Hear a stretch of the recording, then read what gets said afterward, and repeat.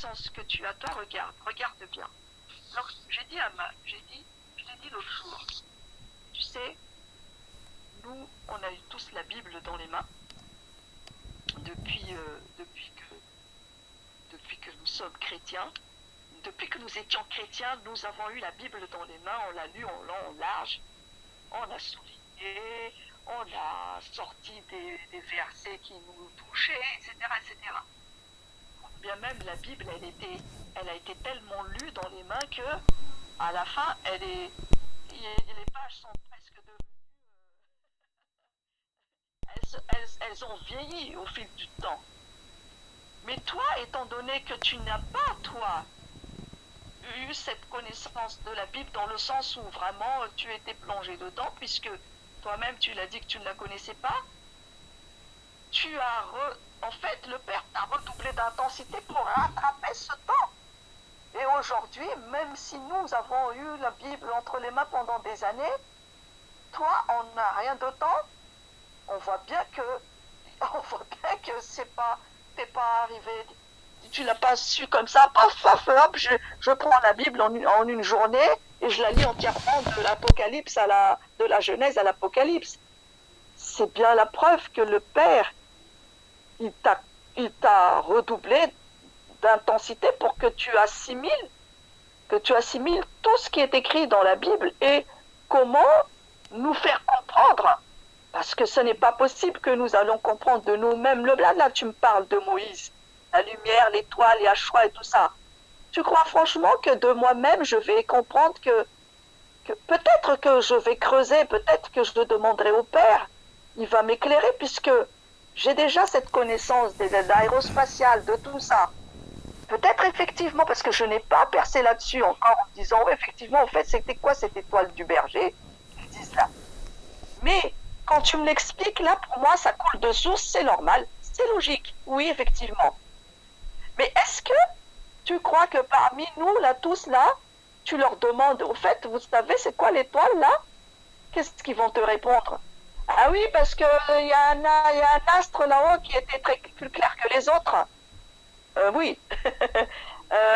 Une étoile, parce qu'aujourd'hui, tu vois qu'il y a des astres qui sont beaucoup plus éclairés, qui sont beaucoup plus éclairants que d'autres étoiles. Hein? On le voit, il nomme ces astres-là, mais c'est vrai, quand tu regardes là-haut, tu vois qu'il y a toujours une étoile qui est vraiment différente, parce qu'elle est d'abord plus grosse, et puis elle est plus éclairante. Donc, effectivement, on peut penser que ça peut être vraiment une grosse étoile qui est venue. Bon, bref, il sait que le Père aussi t'a donné ce mandat d'enseigner. Certes, je pense que tout le monde le pense ainsi. Mais est-ce qu'ils sont allés au-delà de ça, du simple enseignant que tu es? Parce que là est le problème. Quand le Père t'a délié la langue à toi, il aurait pu le faire avec un tel autre frère ou un tel autre. De nos jours, actuellement, tu es le seul. C'est ça qu'on doit tous comprendre, qu'il n'y a personne d'autre, en fait, aujourd'hui, que le Père a mandaté, contrairement à ce qu'ils peuvent tous penser que quelque part, il y a d'autres personnes, certainement, sur cette terre, nanani, nanana. Non, pour l'instant, tu es là. Donc, il ne faut pas chercher autre chose, quoi. Il ne faut pas chercher. Il faut donc que nous ayons en tête et en ligne de mire que tu es le fils que le Père a choisi aujourd'hui à notre époque. C'est tout. Tu n'es pas qu'un simple enseignant, tu n'es pas qu'un simple frère à qui il a délié la langue, puisqu'il t'a conduit depuis donc ton enfance. Il t'a conduit donc le cheminement du prophète. Alors, donc quand je parle avec ses frères, je sens en fait qu'il ne te donne pas cette dimension-là. Je le sens. Il reste à cette à ce niveau que tu es l'enseignant. Effectivement, le Père t'a touché pour cela. Il t'a touché. Il t'a touché, mais je ne pense pas qu'ils aient compris que c'est depuis que ton plus jeune âge, en fait, même si tu as fait ton témoignage, je n'ai pas l'impression que ce témoignage est resté vraiment fort. Parce que ton témoignage est tellement exceptionnel, est tellement exceptionnel que comment ne peut-on même pas considérer ce témoignage tellement différent des autres témoignages? Ton témoignage n'a rien à voir avec les nôtres. Nous, on témoigne par rapport à nos vies. Nous avons fait ceci, nous avons fait cela, et voilà ce qui est arrivé par la suite. Mais qui de nous avons eu ce témoignage que tu as été visité, qu'on t'a emmené voir toutes les galaxies, etc. Même ne serait-ce que ça devrait déjà, on devrait déjà être là. Quoi? Toi, toi? Tu vois? Je veux dire, on devrait déjà être baba, quoi, devant ça. Mais attends, mais t'as vu quoi alors? Mais c'est un peu comme si tu témoignais, oui, ben voilà, oh, le frère, ouais, d'accord. Non, c'est pas tellement resté, c'est pas tellement imprégné, parce que si c'était vraiment imprégné, on te regarderait autrement, on aurait eu d'autres attitudes à ton égard, un respect total, quoi. Chose qui n'est pas assis aujourd'hui, parce que quand tu parles, quand tu demandes quelque chose, on ne t'écoute pas. Quand tu fais des réunions, on ne vient pas, on vient comme on veut. Le rassemblement, c'est pareil. On ne se fait pas vraiment de soucis. Ainsi de suite, ainsi de suite. Donc oui, on te considérera comme l'enseignant et donc il faut respecter, il faut écouter l'enseignant dans ce sens-là parce que l'enseignant est lui que le Père aussi va certainement donner plus de connaissances. Et que nous aussi on peut avoir la connaissance si on demande au Père, oui, à moi aussi, donne-moi cette connaissance-là, il te le donnera. Mais il y aura toujours une distinction entre son fils et les suiveurs, on va dire les disciples. Tant que ces disciples-là ne comprennent pas que tu es spécial, que tu es son fils, on restera toujours un peu avec nos propres pensées, un petit peu nos propres pensées, un petit peu nos propres avis, un petit peu nos propres interprétations.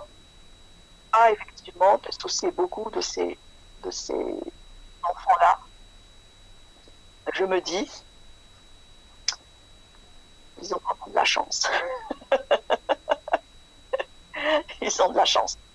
Là, j'utilise le mot chance maintenant. Parce que, pourquoi? Parce qu'avec le Père, la chance n'existe pas. C'est la grâce, tout est grâce. Et donc là, je dis la chance. Parce qu'ils ont de la chance que tu préoccupes d'eux comme cela. Tandis que eux ne se préoccupent pas tant que ça de toi.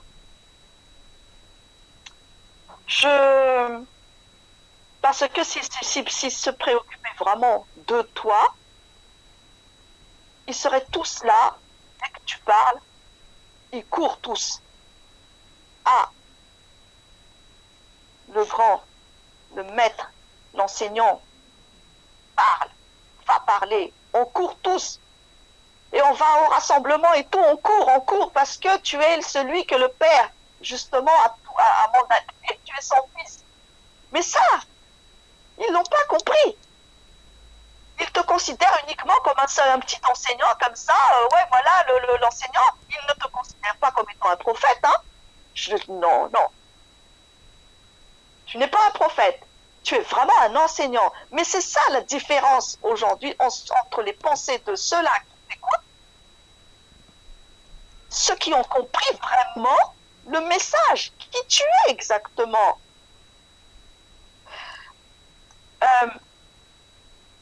Ils ne demandent pas suffisamment au Père de les éclairer à ton sujet.